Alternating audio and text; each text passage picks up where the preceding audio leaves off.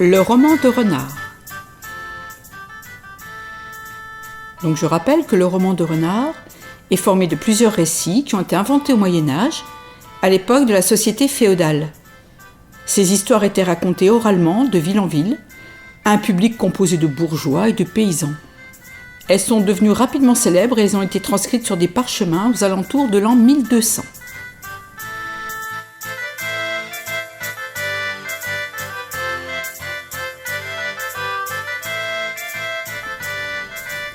Les aventures de Renard, goupil, rusé et impertinent, étaient d'abord destinées à distraire le peuple.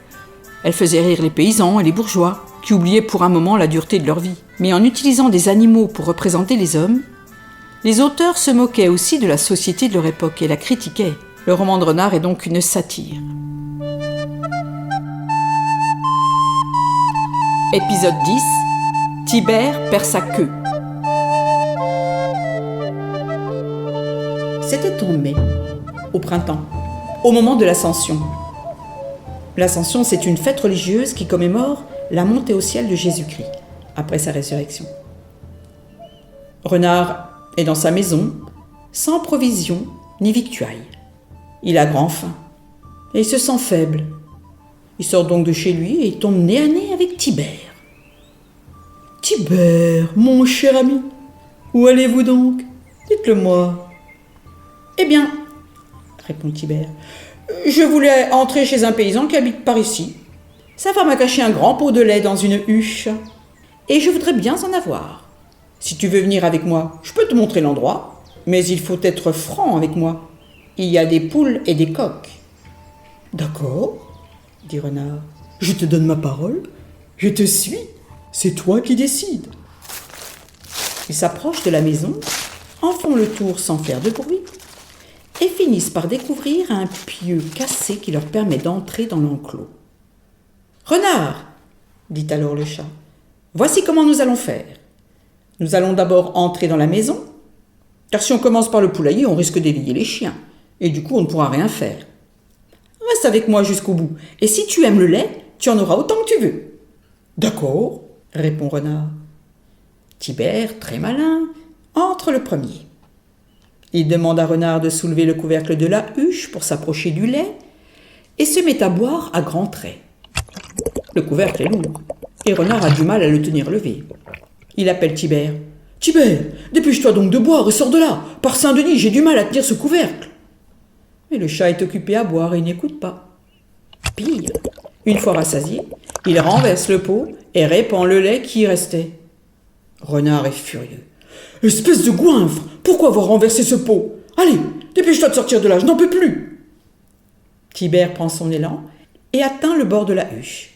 À ce moment-là, Renard laisse tomber avec force le lourd couvercle sur la queue du chat. Il n'a pas fait semblant, et la queue est coupée nette. Tibère pousse un cri de douleur et s'adresse au goupil. « Renard, tu m'as bien mal arrangé, tu m'as coupé la queue !»« Moi? Ou pas du tout, c'est toi qui as fait tomber le couvercle. Mais de toute façon, tu devrais être content, te voilà plus léger à présent, sans rien qui te gêne. Moi, j'aimerais bien ne pas avoir cette queue si longue. »« Je ne t'ai rien demandé, répond Tibère. « Ah, ça, tu es très fort pour le baratin. Il vaut mieux nous quitter maintenant. D'ailleurs, je crois entendre les chiens. Tu ferais mieux d'oublier les poules, moi je m'en vais. »« D'accord, répond Renard. Nous n'avons plus rien à faire ensemble, j'en conviens. Adieu, nous nous reverrons une autre fois. »« C'est ça, répond Tibère en le quittant. Nous nous reverrons, oui, mais devant la cour du roi. »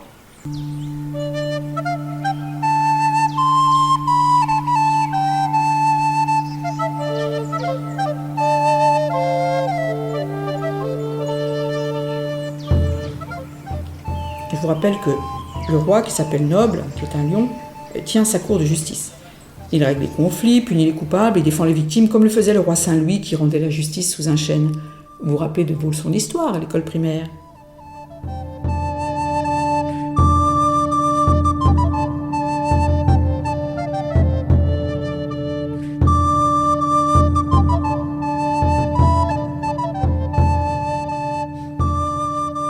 Épisode 11. Renard et Isengrin dans le puits.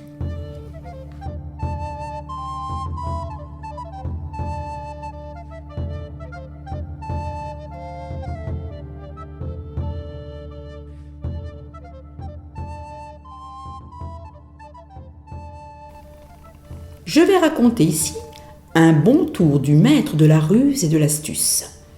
Je veux parler de Renard. Vous savez, celui qui trompe et dort la pilule à tout le monde. Un jour qu'il cherchait de la nourriture dans une autre partie du pays, tourmenté par la faim, son ventre et ses boyaux le faisaient gémir de douleur. Il sort d'un bois et aperçoit un enclos à côté d'un champ d'avoine. Il y avait une abbaye et tout près une ferme solidement construite, entourée de murs épais et protégée par des fossés.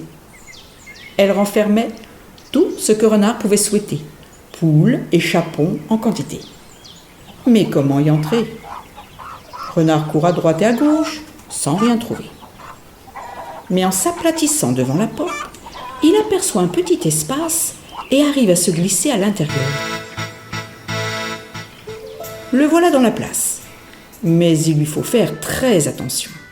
Si les moines le voient, ils ne lui feront pas de cadeau. Il hésite un moment. Il songe même à rebrousser chemin, car il a peur. Mais la faim le presse tellement qu'il revient vers les poules. Il y en a 3 qui se sont blottis sur un tas de foin pour dormir. Il s'approche sans bruit, les étrangle toutes les 3, en mange 2 et emporte la 3e pour la faire cuire.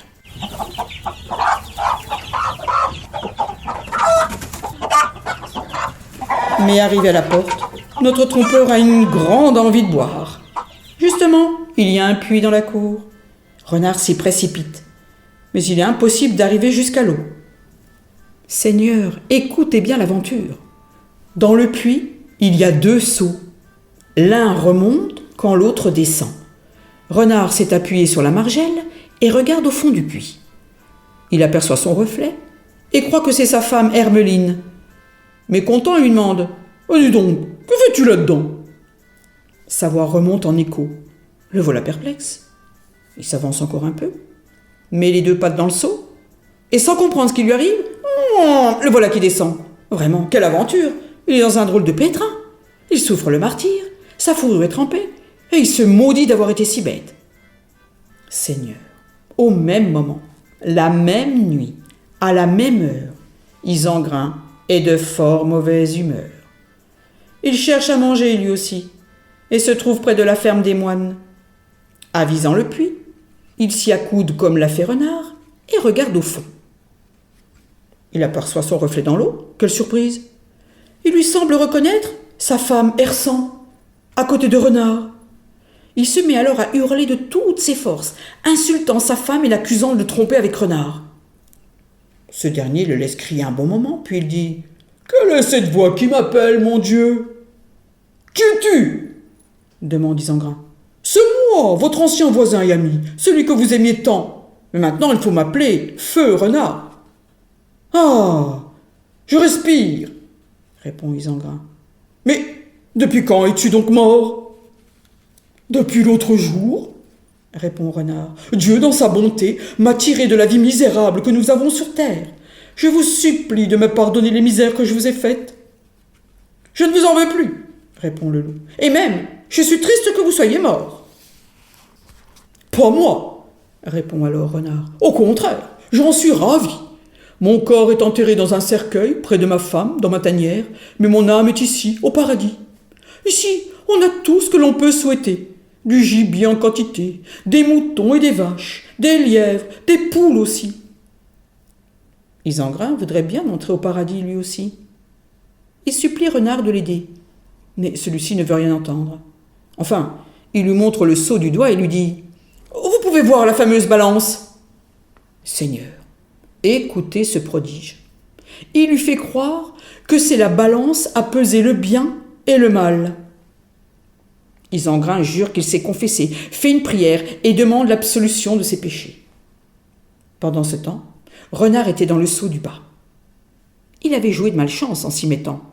À Isengrin maintenant de connaître la même mésaventure. Quand il a eu bien prié et rendu grâce à Dieu, Isengrin s'installe dans le seau du haut, croyant faire peser son âme. Comme il est plus lourd, le seau se met à descendre, faisant du même coup remonter celui dans lequel se trouvait Renard. Ils se croisent à mi-chemin, à la grande surprise d'Isengrin. « Compère, pourquoi t'en vas-tu » C'est la coutume, répond Renard. Quand l'un arrive, l'autre s'en va. Me voici sorti des griffes du diable et tu rejoins le monde des démons. En prononçant ces derniers mots, Renard avait atteint le rebord du puits. Il saute à terre sans demander son reste et ne cesse de courir jusqu'à ce qu'il soit bien loin de l'abbaye.